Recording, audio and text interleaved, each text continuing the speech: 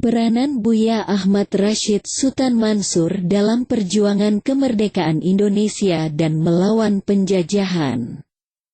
Buya Ahmad Rashid Sutan Mansur salah satu tokoh legendaris dari Minangkabau yang dikenal luas sejak zaman penjajahan karena sikapnya yang konsisten melawan penjajahan Belanda dan Jepang.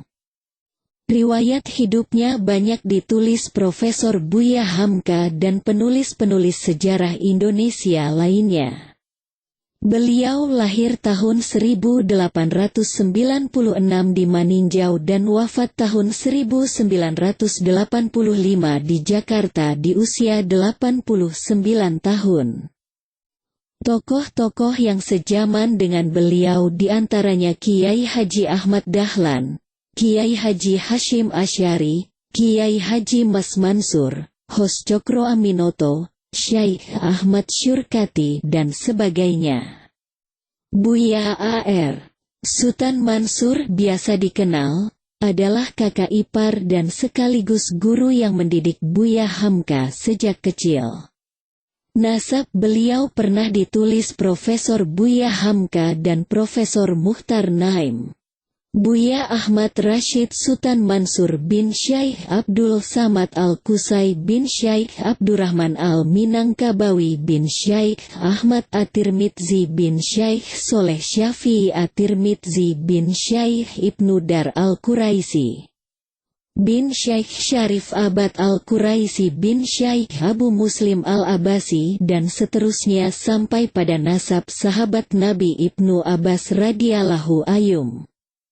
Perihal nasab ini pernah disampaikan pula dalam Simposium Ulama Islam, A.R. Sutan Mansur tokoh pemikir dan penggerak syiar dakwah oleh Kiai Haji Hussein Umar Ketua Dewan Dakwah Islamiyah Indonesia, DDII. Bersama Dr.S. Ahmad Sumargono, SE anggota DPR RI tahun 2001 di Jakarta. Hanya saja silsilah nasab ini jarang beliau sampaikan kecuali kepada guru dan murid-muridnya saja. Begitu pula kepada istri beliau Umi Fatimah Karim Amdullah yang merupakan kakak kandung Profesor Buya Hamka dan Umi Fatimah Abdullah.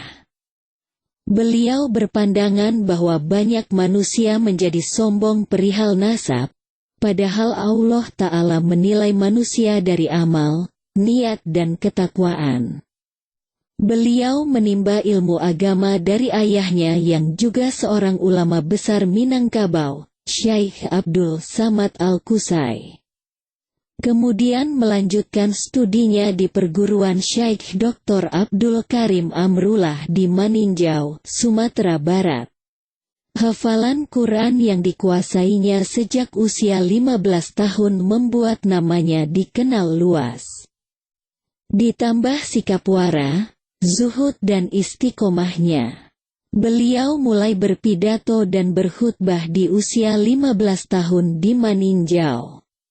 Selain karena dikenal sebagai putra seorang ulama dan murid dari ulama besar saat itu, banyak perkumpulan pendidikan Islam mengundang beliau menjadi guru bagi pelajar Islam dan para santri di Minangkabau. Selain menghafal Al-Quran, beliau juga dikenal sebagai ulama muda yang sangat concern dengan ilmu hadis. Kitab-kitab hadis dari Mekah dan Madinah, di antaranya Sahih Imam Bukhari, Sahih Imam Muslim, Kitab Al-Muwatta, Al-Imam Syafi'i, Kitab Al-Fatawa dan sebagainya menjadi hafalan rutin beliau. Kegigihannya melawan penjajah dikenal luas sejak beliau usia muda. Sebagai ulama muda di zaman Belanda saat usia masih 17 hingga 19 tahun, beliau melakukan aksi perlawanan kepada Belanda melalui Perkumpulan Ulama Sumatera. Beliau meluaskan hubungan dengan alim ulama Aceh, Medan, Bengkulu, Riau, Palembang, dan Lampung. Sejak tahun 1915 hingga tahun 1917, Ahmad Rashid bekerja sebagai guru di pondok pesantren milik Abdul Karim Amrullah. Pada saat perkumpulan Sumatera Tawalib, Ahmad Rashid oleh beberapa sejawat dipandang mampu berperan sebagai seorang guru. Oleh karenanya, Sumatera Tawalib langsung mengutusnya menjadi guru di daerah Kuala Simpang, Aceh, selama 2 tahun. Yakni dari 1918 sampai 1919, setelah itu kembali ke Minangkabau.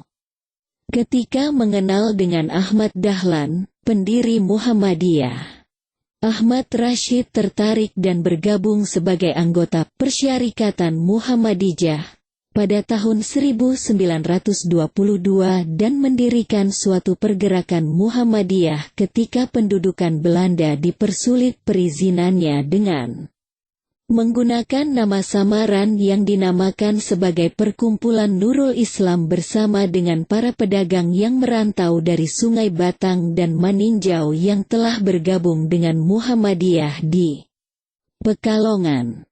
Selain memimpin Muhammadiyah di Pekalongan, Ahmad Rashid juga aktif mengajar sebagai guru agama Islam Madrasah Muhammadiyah dalam kurun waktu 2 tahun, antara 1923 sampai 1925. Ia juga terlibat aktif dalam Kongres Islam Hindia Belanda yang dilaksanakan di Cirebon dan Surabaya bersama Umar Said Cokro Aminoto dan Agus Salim untuk memimpin umat sesuai Al-Quran dan masalah amaliyah Islam. Ketika tahun 1926, Ahmad Rashid ditugaskan memimpin Muhammadiyah di Minangkabau dan setahun setelahnya ditugaskan ke Aceh dengan tugas yang sama. Ahmad Rashid diutus oleh Hufbestur Muhammadiyah, Bahasa Indonesia, pengurus besar Muhammadiyah, semasa pemberontakan antara kelompok komunis dengan Muhammadiyah pada akhir 1925 untuk memimpin dan menata organisasi Islam tersebut yang mulai tumbuh di Minangkabau. Salah satu kalimat populernya semasa memimpin Muhammadiyah di tanah Minangkabau, yaitu, Muhammadiyah dinagarikan, nagari dimuhammadiyahkan. Ahmad Rashid juga diberi tugas sebagai mubalik Muhammadiyah untuk menjadi guru Kuliatul Mubaligin atau Kuliatul Mualimin Muhammadiyah di Padang, antara tahun 1932 hingga 1942.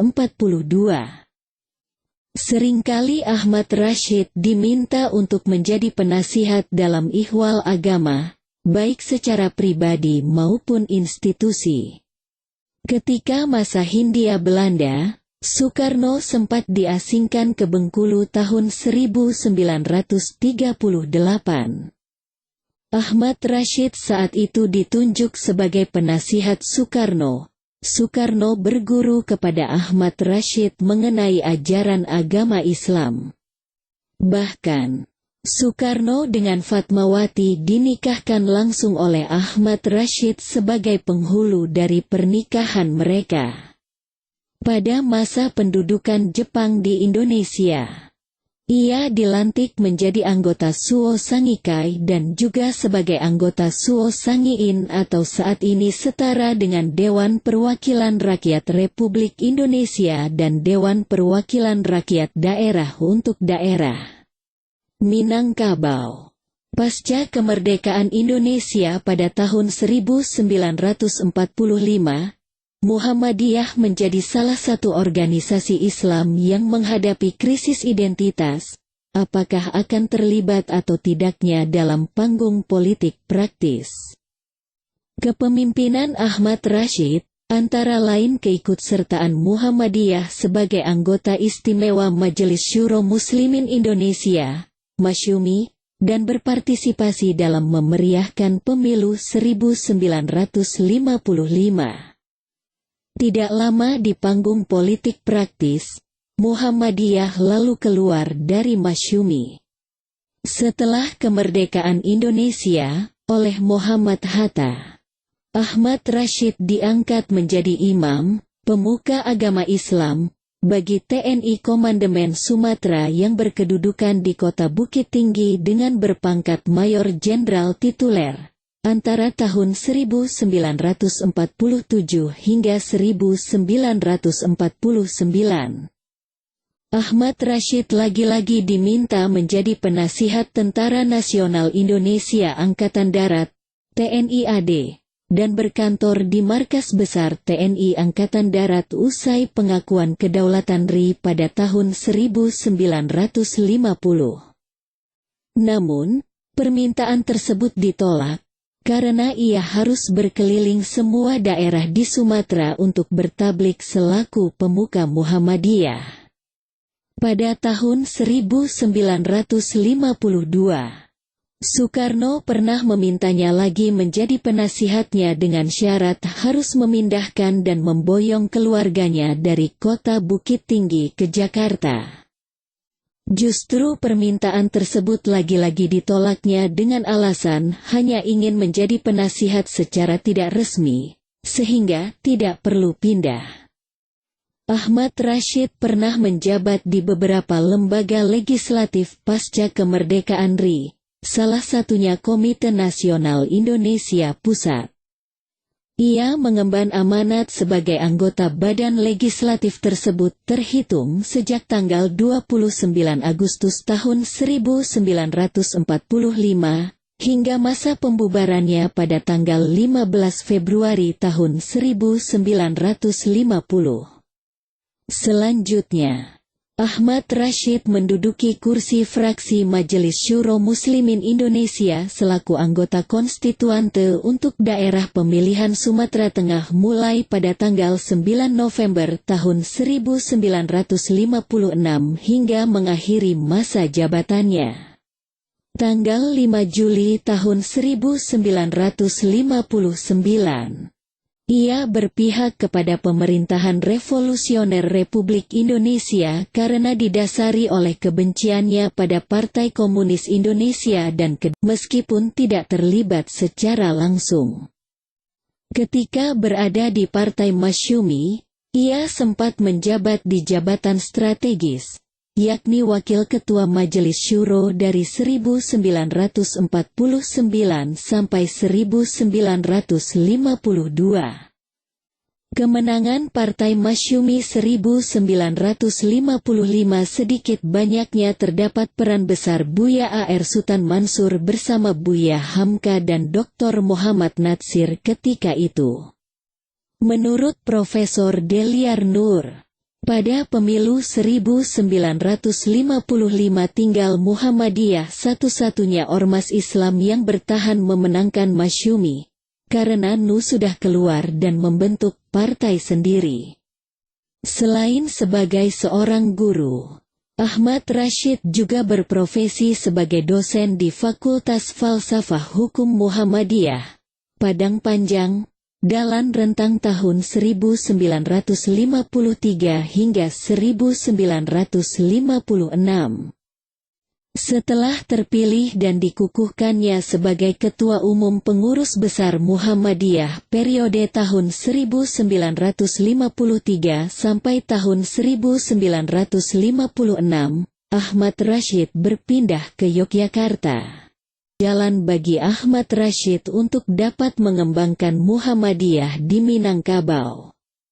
Perkembangan organisasi Islam ini justru semakin pesat setelah dia mendapat dukungan dari tokoh-tokoh masyarakat setempat dan sejumlah alim ulama, kaum muda, yakni kelompok reformasi Islam di ranah Minangkabau. Penyebaran Muhammadiyah dilakukan Ahmad Rashid melalui pengajian-pengajian yang sesuai dengan metode dakwah. Melalui pengajian yang disampaikan oleh Ahmad Dahlan di Pekajangan membuat Ahmad Rashid mengenal Muhammadiyah. Seusai salah satu jemaah bertanya mengenai pembahasan tentang tafsir surah Al-Ma'un dilakukan secara berulang-ulang. Pada saat itulah, Ahmad Dahlan menyampaikan surah Ali Imran ayat 104. bahwa untuk menjelaskan maksud tafsir surah Al-Ma'un dibutuhkan gerakan yang bersifat sistematis dan terencana, yaitu melalui Persyarikatan Muhammadiyah.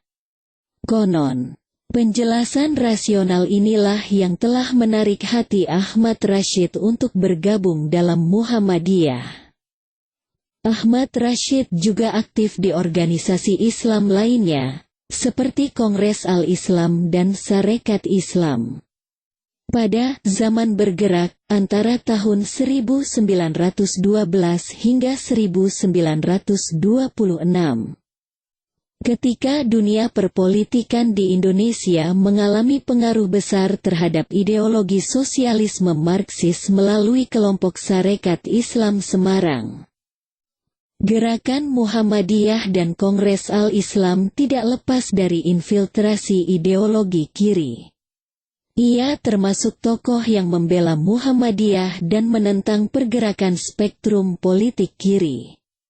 Di Minangkabau, tokoh penggerak komunisme dipimpin oleh Datuk Batuah dengan usahanya mempengaruhi para santri dan pemuda Minangkabau untuk bergabung dalam Sarekat Rakyat, SR. Selaku mubalik tingkat pusat Muhammadiyah, Ahmad Rashid ditugaskan mengadakan tablik keliling ke beberapa bagian Sumatera Tengah dan Sumatera Selatan. Aktivitasnya juga melatih pemuda-pemudi dalam lembaga Kuliatul Mubalighin yang didirikannya untuk menjadi kader Muhammadiyah. Adapun metode yang digunakan untuk latihan itu adalah mujadalah atau kelompok diskusi. Murid-muridnya antara lain Duski Samad, adik kandungnya sendiri, Abdul Malik Ahmad, penulis tafsir Al-Quran, Zain Jambek, Marzuki Yatim, mantan Ketua Komite Nasional Indonesia Daerah Sumatera Barat, Hamka, Fatimah Latif, Khadijah Idrus, Fatimah Jalil, dan Jawanis. Ketika berdirinya Muhammadiyah cabang Padang Panjang yang didirikan oleh Salah Yusuf Sultan Mangkuto, Ahmad Rashid, selaku perwakilan Hufbestur Bahasa Indonesia, pengurus besar Muhammadiyah Hindia Timur, untuk memimpin sidang peresmian pada tanggal 2 Juni tahun 1926, meskipun saat itu Padang Panjang sedang dipengaruhi oleh ideologi komunis yang berbasis Groep Sarekat Rakyat Padang Panjang. Pada awalnya, Muhammadiyah cabang Padang Panjang ini dinamakan sebagai Perkumpulan Tani. Setelah diresmikannya, organisasi Naqsyabandiyah ramai berbondong-bondong menjadi anggota Muhammadiyah. Pada tahun 1930, diselenggarakan Kongres ke-19 Muhammadiyah di Minangkabau. Salah satu keputusannya adalah perlunya jabatan konsul besar Muhammadiyah di setiap keresidenan. Maka berdasarkan konferensi daerah di kota Payakumbuh tahun 1931, dipilihlah Ahmad Rashid sebagai konsul besar Muhammadiyah untuk wilayah Minangkabau hingga 1943. Kemudian atas usul konsul Aceh dan konsul-konsul seluruh Sumatera setuju untuk mengangkat Ahmad Rashid sebagai Imam Muhammadiyah Sumatera. Selain itu, ia mendirikan sekaligus memimpin kuliah Al-Mubalighin Muhammadiyah di Padang Panjang sebagai tempat membina mubalik tingkat atas. Perjuangan dakwah terus dilakukan sejak masa muda hingga akhir hayat Ahmad Rashid.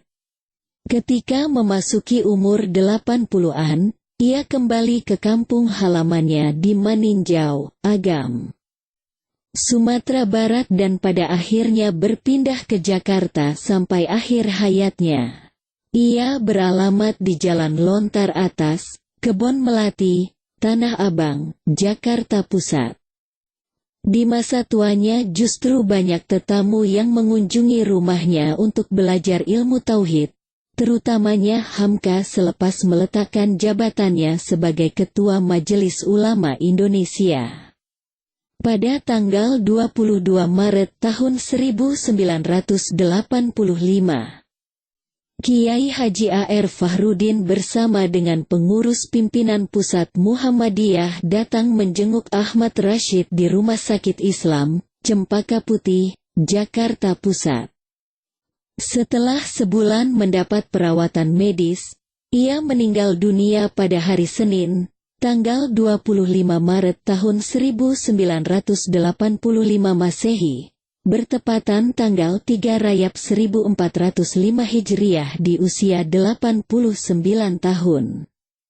Jenazah almarhum dimakamkan di Taman Pemakaman Umum Tanah Kusir setelah disalatkan di Masjid Kompleks Muhammadiyah. Pemakamannya dihadiri oleh Munawir Syazali selaku Menteri Agama, Muhammad Natsir, dan sejumlah tokoh agama lainnya.